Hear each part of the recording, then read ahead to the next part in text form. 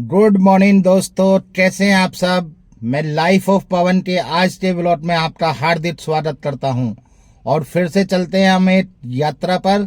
ठीक है, तो बने रहिए आप, इसी तरीके से प्यार देते रहिए वीडियो को, है ना। आज फिर से दो कहानियां सुनाता हूं आपको और बने रहिए आप। ठीक है, जिंदाबाद। गुड मॉर्निंग दोस्तों, कैसे हैं आप सब। चलते हैं आज से फिर एक यात्रा पर और आपको सुनाते हैं कहानी बहुत ही अच्छी। तो ध्यान से बने रहिए मेरे चैनल के साथ लाइफ ऑफ पवन में ना। आज की जो कहानी का शीर्षक है वो है संघर्ष और आस्था। इंसान संघर्ष भी करता है जीवन में और आस्था भी रखता है। जब से मानव इतिहास है, मनुष्य जाति का जन्म हुआ है, आप सब भली भांति जानते हैं कि हम संघर्ष करते करते हमने कितने जीवन बिताए हैं और धीरे धीरे हमने तरक्कियां भी की हैं। आज जितने भी आविष्कार हमने किए हैं अपने जीवन को अच्छा बनाने के लिए और बेहतर बनाने के लिए किए हैं। जैसे जैसे हम जीवन में आगे बढ़ते हैं हमारा जीवन बहुत ही बेहतर होता जाता है। हम रोज़ नई नई खोज करते हैं हर तरीके से। पहले जैसे हम आदि मानव के काल में थे, फिर धीरे धीरे हमने तरक्की करी, आविष्कार करे, कभी कुछ कभी कुछ कभी कुछ। तो वही संघर्षों को आगे बढ़ाते हुए हमने अपने अनुरूप धर्म भी, आस्था भी रखी। चाहे हमने ईश्वर के प्रति रखी हो, चाहे हमने अल्लाह के प्रति रखी हो, चाहे हमने वाहिगुरु जी के प्रति रखी हो और चाहे हमने ईसा मसीह जी के प्रति रखी हो। तो हमने दिन प्रतिदिन सिर्फ और सिर्फ तरक्की करी है और अपनी आस्था को आगे बढ़ाते हुए हम जो हमारा मानव का इतिहास है उसमें हमने अच्छा इन्वेंशन, अच्छी डिस्कवरी, अच्छी चीज़ों को सोचना समझना, सब चीज़ें की हैं। दोस्तों, मानव के इतिहास में संघर्ष की अनेक दास्तानें मौजूद हैं। आपने सुनी भी होंगी अपने जीवन में, एक से एक बड़े संघर्षशील आदमी रहे हैं, मनुष्य रहे हैं, जिन्होंने जीवन में इतना संघर्ष किया है कि उनके संघर्ष को यदि हम आज देखें, आज जो हम खुली हवा में सांस ले रहे हैं उन्हीं लोगों के संघर्ष की वजह से ही ले रहे हैं। उनमें से एक नाम मैं आपको बताता हूँ, शायद आपने सुना हो या ना सुना हो। अर्नेस्ट शेकलटन, जो अंटार्कटिका की यात्रा पे थे।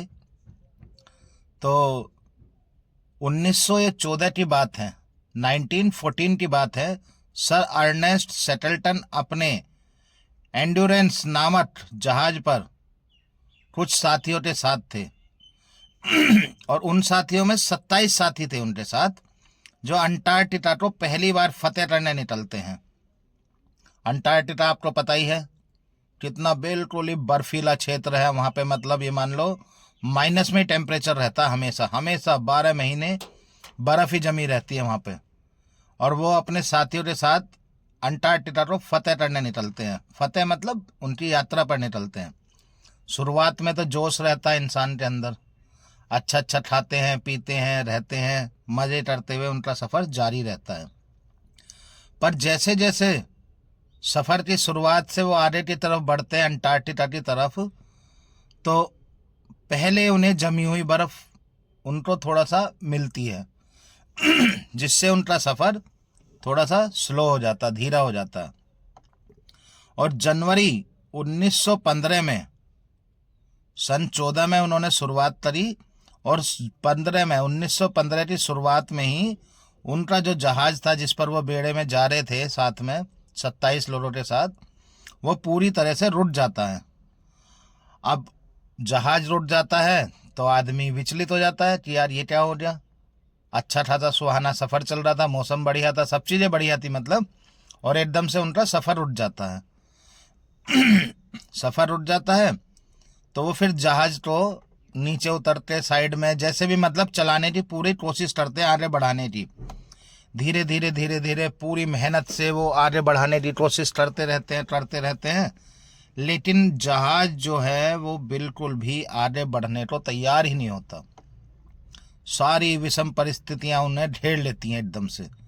सभी लोग ये मान लो कि बहुत कोशिश करते हैं कि आगे निकल जाए, आगे निकल जाए, लेकिन जहाज तो वो टस से मस नहीं कर पाते। फिर सभी लोग मिलकर एक डिसीजन लेते हैं कि इस तरीके से हम ज़्यादा ज़बरदस्ती करेंगे तो शायद हमारे जहाज को नुकसान हो जाएगा। तो सभी लोग मिलकर बसंत आने का इंतजार करते रहते हैं, इंतजार करने लगते हैं भाई, और क्या करे आदमी, हार थक गया बिल्कुल ही। तो वो अपने बसंत आने का इंतजार करते हैं। वहीं पे अपना खाना भोजन उनके पास पूरा भरपूर था, और बसंत आने का भी इंतजार उन्हें धीरे धीरे धीरे धीरे बसंत की तरफ धकेल रहा था। बसंत आने वाली थी, लेकिन वो क्या देखते हैं बसंत आने पर कि बसंत आने का भी कोई फायदा नहीं हुआ। उल्टा जो बर्फ मुलायम थी, नरम थी, वो बर्फ भी सख्त होने लगी और जहाज को नुकसान पहुंचाने लगी। एक तरीके से वो जहाज को ना कुचलने का काम करने लगी। अब वो बड़े परेशान हो रहे। अक्टूबर तक जहाज को पुनः आगे बढ़ाने के सभी विफल प्रयास करने लगे। अक्टूबर आ गया, मतलब ये मान लो आप बसंत के बाद अक्टूबर आ गया, तथा कथित जो भी उनकी परेशानियां थी वो इतनी बढ़ रही कि वो सब जहाज में डूबने की कगार पर आ रही। एक तरीके से स्थिति ये बन रही उनकी। अब सभी लोग बड़े घबरा रहे, अब क्या करें भाई, बड़ा परेशानी था, ये तो सबब बन गया। तो वो जहाज छोड़कर एक बर्फ की जगह जाते टेंट लगाने लगे कि टेंट लगा लेते हैं भाई, जहाज से तो, जहाज में डूबने से तो अच्छा है कि बाहर कोई भी मजबूत सी बर्फ देखते हैं। उन्होंने उस पर टेंट लगाने का निर्णय लिया और वो उसमें टेंट लगाकर रहने लगे। तापमान तो आपको पता ही अंटार्कटिका का कितना होता है, बिल्कुल माइनस में, और खाने के लिए भी उन्हें रोज ही शिकार करना पड़ रहा था। धीरे धीरे उनका खाना भी खत्म हो गया था। अब वो धीरे धीरे रोज शिकार करें, कभी शिकार मिलता था कभी नहीं मिलता था। अब ऐसे करते करते भैया वो लंबा समय उनका हो गया बहुत ज़्यादा। अब ऐसी लंबे समय तक जब बहुत ज़्यादा परेशान हो रहे तो सेटल्टन अंत में अपने कुछ साथियों के साथ लाइफ बोट के सहारे 800 किलोमीटर की यात्रा, 800 मील की यात्रा करने का निर्णय लेते हैं कि भाई यहाँ से 800 मील दूर साउथ जॉर्जिया द्वीप पर उतर जाते हैं, वहाँ पहुँचते हैं, है ना। और धीरे धीरे वो 800 मील यात्रा करने के बाद साउथ जॉर्जिया द्वीप पर पहुँच जाते हैं। लेकिन उसके बाद वो भूख प्यास में इतने बेहाल थे कि बस ये मानो कि फिर भी भूख प्यास के बाद भी, भूखे रहने के पश्चात भी 36 घंटे लगातार पैदल चलकर एक पहाड़ पार करा उन्होंने, और वहां पे वेलिंग स्टेशन पर पहुंचते हैं। वेलिंग स्टेशन था वहां पे पहुंचते हैं और मदद में एक जहाज मांगते हैं। और जहाज, मतलब ये मान लो बड़ी मुश्किल से उन्हें एक जहाज मिलता है। फिर वो हिम्मत करते हैं कि चलो भाई यार, अब अपने साथियों को वापस लेते आते हैं, जो साथी वहां पे जहाज पे टेंट में जो फंसे हुए थे। धीरे धीरे भैया वापस सीधी यात्रा करते हैं। और ये मान लो उन्होंने बताया बाद में कि जब वो 36 घंटे चलकर पहाड़ पार कर रहे थे तो 3 नहीं 4 लोग थे, 3 नहीं 4 लोग थे। आप ये चीज का मैं आपको जो बता रहा हूं संघर्ष और आस्था की कहानी है, उससे कोरिलेट करना इसे। तो वो 3 लोग जो 36 घंटे पहाड़ चलकर यात्रा कर रहे थे, तो उन्होंने देखा कि कोई ना कोई चौथे रूप में अदृश्य शक्ति थी जो उन्हें प्रेरित कर रही थी और रास्ता दिखा रही थी। आप ये मान लीजिए जो पूरा घटनाक्रम है ना, जब वो 1914 से चले थे और 1915 में जब वो आए हैं, तो जो वो चौथी अदृश्य शक्ति थी उन्हें जो रास्ता दिखा रही थी, प्रेरित कर रही थी, वो कोई ना कोई आस्था का ही प्रतीक थी कि हाँ, आस्था में ही शक्ति होती है। ये सोचकर उन्हें प्रेरणा मिली और धीरे धीरे उन्होंने अपनी यात्रा सफल पूरी की। और ये लगभग 1.5 साल तक चला है घटनाक्रम। यदि उनके मन में हल्का सा भी ये आ जाता कि हिम्मत हार रहे, हम यहीं पे रह जाते हैं, जहाज में ही रुकते हैं, जहाज से कहीं नहीं जाते हैं, तो ये मान लीजिए वो 27 से 27 लोग जो थे ना, वो सारे के सारे भूख प्यास से अंततः मर ही जाते। लेकिन 1915 में जब वो आए हैं, तो जो वो चौथी अदृश्य शक्ति थी उन्हें प्रेरित कर रही थी और रास्ता दिखा रही थी। और ये मान लीजिए वो 27 से 27 लोग जो थे ना, वो सारे के सारे भूख प्यास से अंततः मर ही जाते। जो सर अर्नेस्ट सेटलटन थे, उनका डिसीजन, क्योंकि वो हेड थे ना, कप्तान थे ना, तो कप्तान का निर्णय ये हुआ कि हम यहाँ पे रहकर मरने से अच्छा है कि हम यहाँ से कहीं ना कहीं जाएं और अपना जीवन अच्छा बेहतर बनाने के लिए, यहाँ जो हम फंसे हुए हैं यहाँ से निकलने के लिए कोई मदद ढूंढते लेते आए। तो फिर उन्होंने अपना वो किया, निर्णय लिया कि यहाँ से 800 किलोमीटर, जो उनके पास पैमाना होता हो रहा, जो कंपास होता हो रहा दिशा देखने का, दूरी देखने का, उससे उन्होंने निर्णय लिया कि हम यहाँ से 800 किलोमीटर दूर साउथ जॉर्जिया द्वीप पर जाएंगे और वहाँ पे जाकर मदद मांगेंगे। और फिर उन्होंने वही किया, वहाँ गए, वहाँ से फिर 36 घंटे की पैदल यात्रा की। उसके बाद अपने साथियों के लिए वहाँ जाके जहाज मारा और वहाँ से फिर जहाज को वापस लेके आए और अपने सभी साथियों को बचाया। तो 1.5 साल तक ये घटनाक्रम चला। तो 1.5 साल के बाद जब वो सर सेटलटन अपनी किताब में लिखते हैं कि जब हम 36 घंटे की यात्रा कर रहे थे पहाड़ की, तो हमें ऐसा लगा कि हम 3 जने नहीं, हम 4 जने हैं और कोई चौथा आदमी, अदृश्य शक्ति ऐसी थी जो हमें रास्ता दिखा रही थी और प्रेरणा दे रही थी।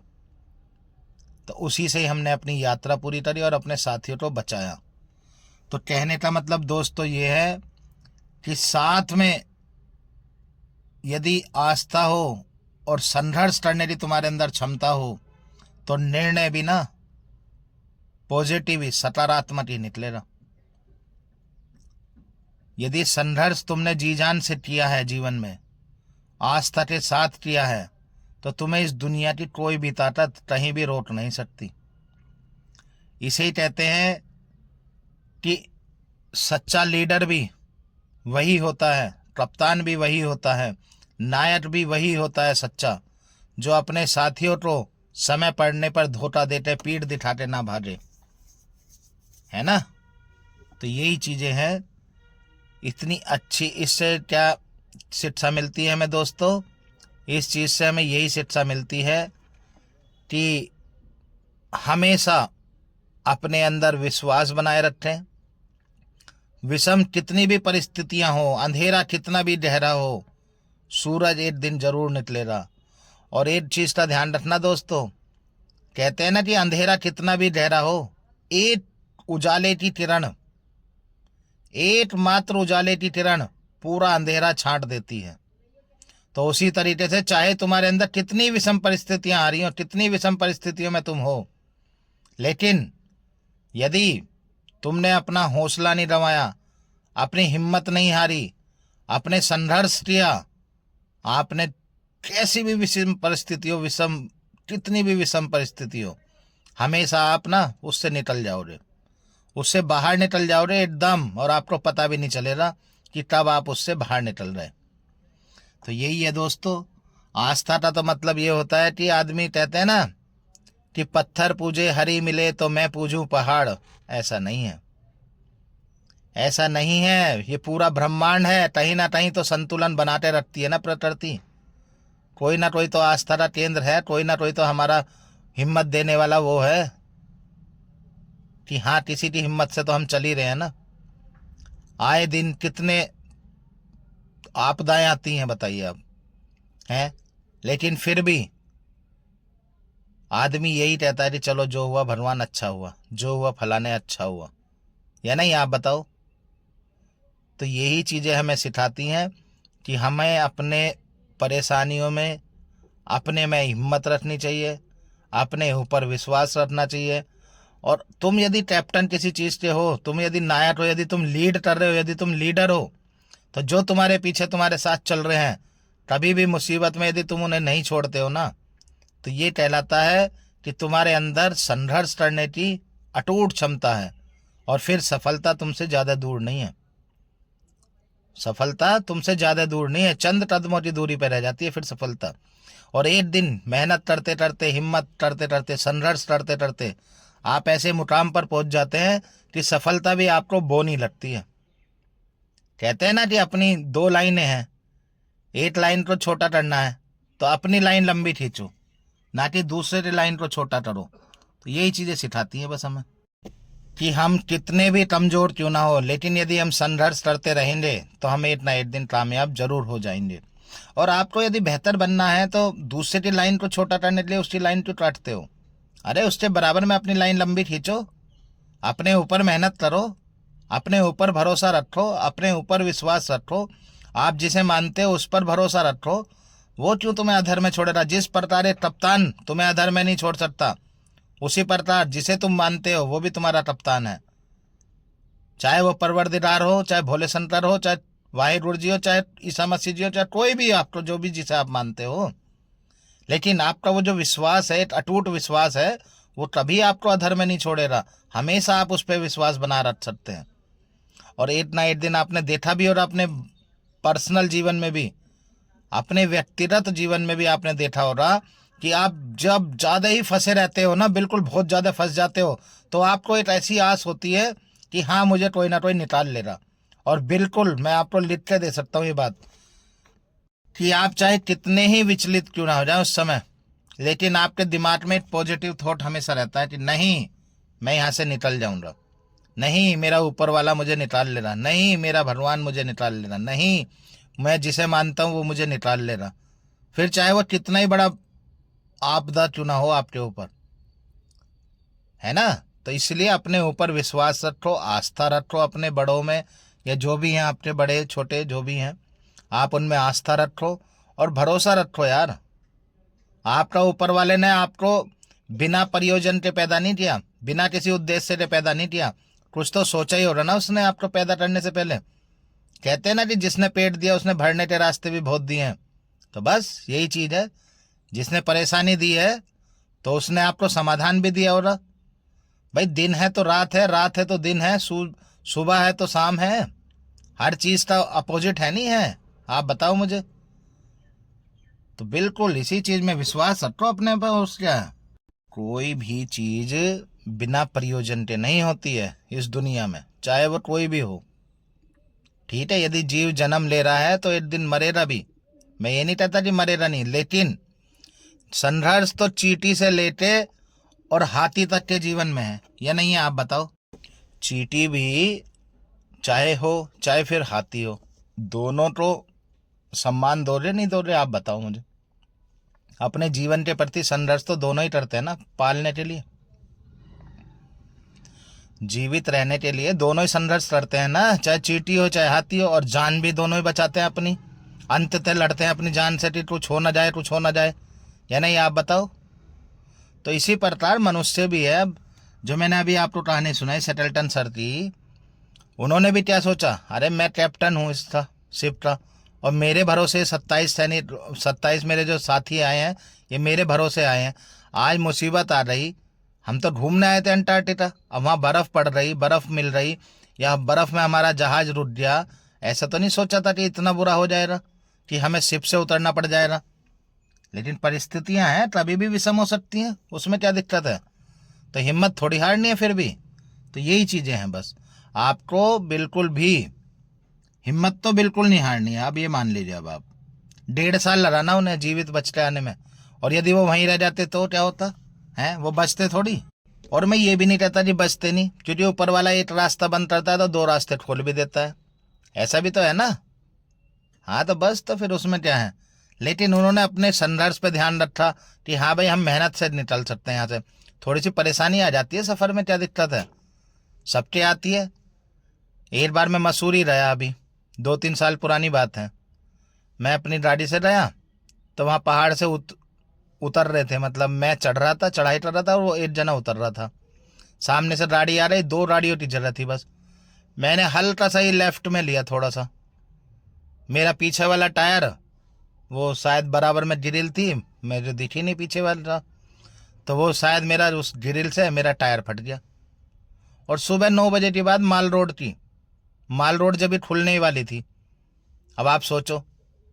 लेकिन जैसे ही मेरा टायर फटा, ये मान लो कि बराबर की दुकान में, जो दुकानें थी बराबर में माल रोड की जहाँ मेरा टायर फटा, वो दुकानें बंद थी। और खुलने में उन्हें 10-11 बज जाते हैं, माल रोड पे मार्केट खुलने में 10-11 तो बज ही जाते हैं सुबह के। तो मेरे पास 2 घंटे का टाइम था। अब मैं आपको बिल्कुल सच्ची घटना बता रहा हूँ। ये मेरे चाचा का लड़का वहीं पे है, मैकेनिक है वो, मैं वहीं रहता मसूरी में। मैंने उसे फ़ोन किया, वो तुरंत स्कूटी लेके आया। मुझे 1 घंटा लगा वहाँ पे। उसने मेरा टायर, जो स्टपनी थी मेरी, देखो उसमें टायर में हवा नहीं, थोड़ी सी हवा थी। मतलब स्टपनी की जरूरत कम पड़ती है, ट्यूबलेस टायर है आजकल गाड़ियों में, है ना। तो मैंने कोई नहीं, चलो। वो इतनी हवा थी उसमें कि मेरा वहाँ तक पहुँचना था, बस हवा के वहाँ तक पहुँच गए हम। तो मैं कहने का मतलब ये है कि हवा वहाँ तक पहुँच गए, पंचर वाली दुकान तक। फिर वहाँ पंचर लगवाया, फिर वो भाई टायर लेकर चला रहा है मेरा। उसने कहा भैया नाश्ता करो, मेरे बच्चे भी, मेरी वाइफ भी मेरे साथ थी। हमने जितना नाश्ता किया इतने उन्होंने हमें वो लड़ाटे दे दिया, पंचर ले आया वो लड़ाटे। कहने का मतलब इससे ये है कि जितने हमने नाश्ता किया इतने वो मेरा टायर लेते गया भाई, और वो उसमें पंचर लगवाते ले आया। ठीक है, तो ये मान लो कि मुसीबत दी ऊपर वाले ने मुझे, तुरंत दी, लेकिन तुरंत ही समाधान भी दे दिया उसने। जबकि उससे पहले हम 4-5 बार मसूरी रहे हैं। उस भाई का मुझे पता था कि रहता है चाचा का बेटा वहां पे, कभी उससे मुलाकात भी नहीं हुई। उसी दिन, पहले दिन ही मुलाकात हुई उससे। तो ऊपर वाले ने वो अदृश्य शक्ति मेरी विषम परिस्थिति के लिए बचा कर रखी थी ना। क्यों अननेसेसरी किसी को जाते हैं, हम घूमने जाते हैं तो उन्हें क्यों परेशान करते हैं, किसी को क्यों करना है हमें परेशान। लेकिन जब हमें खुद हम परेशान हो रहे हैं, हमें ज़रूरत पड़ी उसी काम से रिलेटेड, तो हमने उसे फ़ोन कर दिया। तो वो ही चौथी अदृश्य शक्ति होती है ये, जो मुझे उस दिन मिली, जो अभी सर सेटलटन के साथ चल रही थी, जब वो पहाड़ पार कर रहे थे, 36 घंटे की यात्रा पे थे। वो चौथी शक्ति वही थी, उसे कहते हैं आस्था। संघर्ष तो सब करते हैं यार, तुम भी करते हो, मैं भी करता हूँ, और भी करते हैं, सब पूरी दुनिया करती है। करोड़ों लोग रोज संघर्ष करते हैं। एक वक्त की रोटी पाने के लिए भी लोग संघर्ष करते हैं कि एक पेट का, एक टाइम का खाना भरपेट मिल जाए मुझे। लेकिन क्या मिलता है सबको? नहीं मिलता ना। यदि मिलता तो भीख क्यों मानते लोग? ऐसा है ना, हर आदमी मेहनत करता है ना अपने लेवल का, उसे मेहनत करता है, अपने लेवल का भोजन मिलता है, उसे अपने लेवल की सुख सुविधाएं मिलती हैं। मेहनत तो सब करते हैं। गधा भी मेहनत करता है, पूरे दिन मेहनत करता है सिर्फ रोटी के लिए। और एक घोड़ा भी है, कुछ नहीं करता और उसे खाने के लिए चने मिलते हैं। है नहीं है? आप बताओ मुझे, शेर क्या मेहनत करता है बताओ, पिंजरे में बंद चिड़ियाघर में, लेकिन उसे बढ़िया मीट मिलता है। और गधा कहीं भी हो तो गधे को तो वजन भी ढुलवाते हो आप, शेर से तो वजन नहीं ढुलवाते। शेर को तो पिंजरे में रखते हो, खाना भी दूर से देते हो, हैं, और गधे में लाठी भी बजाते हो। तो संघर्ष तो देखो करना पड़ता है सभी को, ऐसा नहीं है। तो जीवन में यही है, संघर्ष और आस्था की कहानी। ये छोटी सी कहानी थी दो, एक मेरी व्यक्तिगत जीवन की थी और एक सर सेटलटन सर की थी। ठीक है, बाकी ध्यान रखो, मस्त रहो, खुश रहो। और दूसरी बात यह है कि संघर्ष करते रहो, संघर्ष से घबराओ मत। ठीक है, संघर्ष तुम्हें कोई पीछे नहीं भेजेगा, आगे भेजेगा। थोड़ी बहुत परेशानियां तो जीवन है, तो आती रहती हैं, उसमें क्या दिक्कत है। घबराना नहीं है बिल्कुल भी। अपने पे विश्वास रखो यार, अपने पे विश्वास रखो, अपने ऊपर वाले पे विश्वास रखो, और बिल्कुल आस्था बनाए रखो। ठीक है, हमेशा पॉजिटिव रहो, हमेशा सकारात्मक रहो। कुछ ना कुछ आज नहीं तो कल होएगा और होता रहता है। आपको खुद पता है चीज़ था ना। अच्छा हो बुरा हो सब हमारे हाथ में है। कहते हैं ना जी, कोशिश करने वालों की कभी हार नहीं होती। ठीक है, बस कोशिश करने वालों की कभी हार नहीं होती। और यदि तुम्हें सफलता नहीं मिल रही है, असफलता मिल रही है, यदि तुम्हारे जीवन में तुम्हें असफलता मिल रही है, तो इसका एक ही मतलब है कि सफलता के लिए किया गया प्रयास पूरी तरीके से नहीं था। यदि तुम्हें असफलता मिल रही है तो सफलता के लिए किया गया प्रयास पूरा नहीं था। ये ध्यान रखो बस जीवन में। तो यदि तुम्हें सफल होना है तो पूरी संघर्ष करो, आस्था रखो, मेहनत करो दिलो जान से, और एक दिन तुम्हारी नैया बिल्कुल पार लगाएगा, बिल्कुल। ठीक है, बस बने रहिए। धन्यवाद। तो दोस्तों, ये थी कहानी आज की। दोनों कहानियां थी, एक वास्तविक कहानी थी मेरे जीवन की, और एक थी सर सेटलटन सर की कहानी। ठीक है, कैसे उन्होंने जीवन में संघर्ष करते अपनी यात्रा पूरी करी, 1.5 साल तक यात्रा में रहे, है ना। तो इसी तरीके से आप बने रहिए मेरे व्लॉग में, और मेरी वीडियो को ज़्यादा से ज़्यादा सुने, मेरी स्टोरी को, और बने रहिए बस यात्रा में, रास्ते का सफ़र का आनंद लीजिए, है ना। इसी तरीके से हाँ, मेरे चैनल को, आपको मेरी स्टोरियाँ पसंद आ रही हैं तो प्लीज़ मेरे चैनल को भी सब्सक्राइब करें, मेरी वीडियो को लाइक करें और ज़्यादा से ज़्यादा प्यार दें।